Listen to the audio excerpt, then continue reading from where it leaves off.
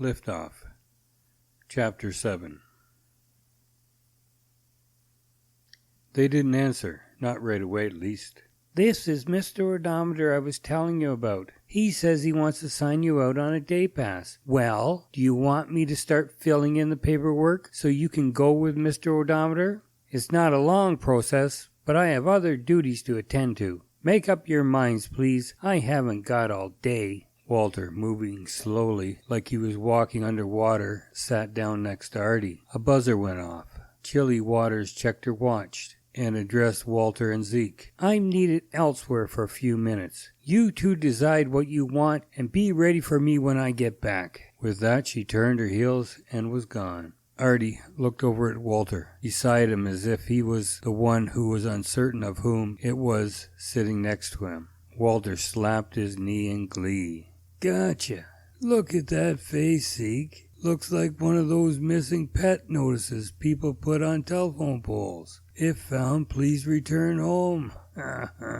Artie opened his eyes wide, staring at Walter and Zeke. "What in the world are you two playing at? This place kinda gives me the creeps to begin with. And both you guys walk in here like a couple of zombies? Why, I oughta..." Zeke cut him off. "Don't you get it? We stopped taking our meds. That's what we look like when we're all pilled up. If we didn't act in that way, there wouldn't be any chance of getting passes or anything else. Still, it was kind of funny to see you with that silly look plastered all over your face. So okay, just sign us out, but we've got big news. We can't seem to locate Sam anywhere." "I know," replied Artie. "The attendant told me Sam doesn't exist. Never has, according to her. At least, not here in Billingsworth." "Is that right? I wonder what kind of medication she's on. Look, we have to take it easy, but we might be able to do some detecting of our own. See if we can turn up anything that might have belonged to Sam. It's pretty hard to erase someone's existence without leaving a clue or two."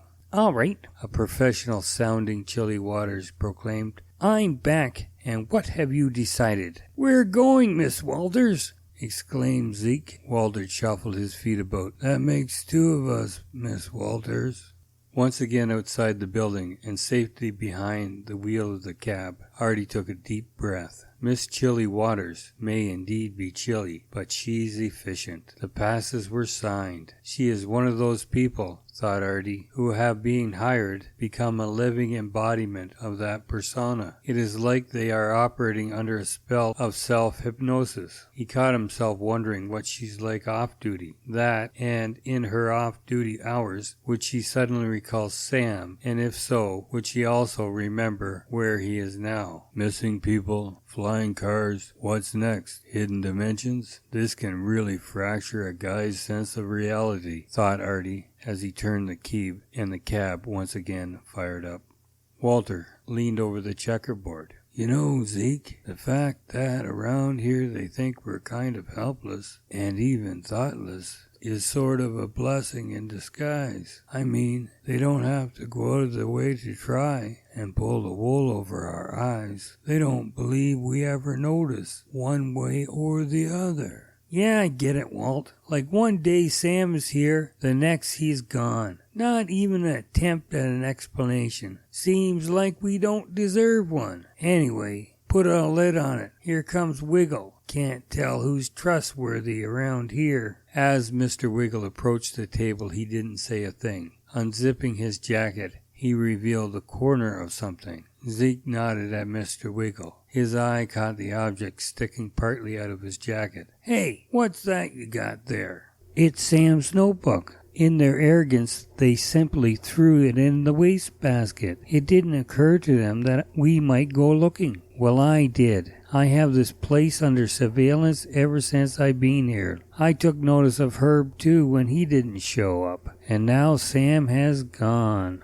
"What are you going to do with that notebook? Did you read it? What did it say? Anything about the disappearance?" "I just got a glance inside. One can't be too careful. Seems to be the same as we have in ours, filled with symbols. I was planning to give it to you two to take out with you on your weekend passes." That is, if you can smuggle it out of here unseen. Walter shook his head. So, you know about our passes. We could ask for one for you, but 3 people would seem too suspicious. They're already questioning Artie. I heard about that. Who is this Artie guy? I hear he created quite a ruckus when he was here. What's his connection to Billingsworth? Artie's a cab driver. Artie Odometer's his full name. How's he wrapped up in all of this? Well, he witnessed some strange going-ons. Let's say whatever happens here, the disappearances and so forth, they aren't confined here, but continue on elsewhere. So Artie is involved at a different angle. If he was locked up in here with us, he wouldn't be any use at all. We need all the outside help we can get. Mr. Wiggle listened. So, there is more to this than just one location. It's bigger than that, eh? I might have guessed. People don't go missing without reason. It would be helpful to know where they end up. Zyke, looking about him, said, Grab a chair. When Mr. Wiggle had done so, he continued, That's where Artie comes in. We notice that when people are absent, we can't say we see them go. Artie, on the other hand, well, how do I put this? He claims he was present when they just might have disappeared. He is a walking, talking witness. Disappeared to where? That, my friend, is the $1,000,000 question.